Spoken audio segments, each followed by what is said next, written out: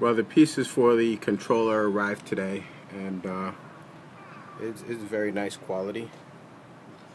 So we have our DC converter right here in the back, this black one.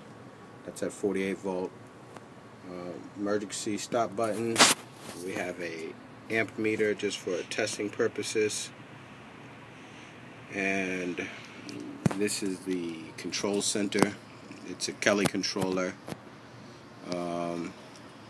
Here is the contactor, and in the back there is the shunt.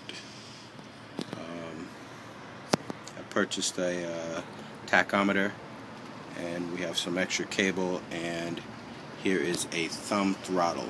I'm not sure if it's going to fit, so I might have to contact Cogs and get the other controller from them.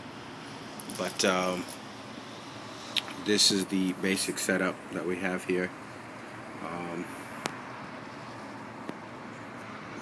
It seems to be of high quality, nice build, and this is from Kelly Controllers.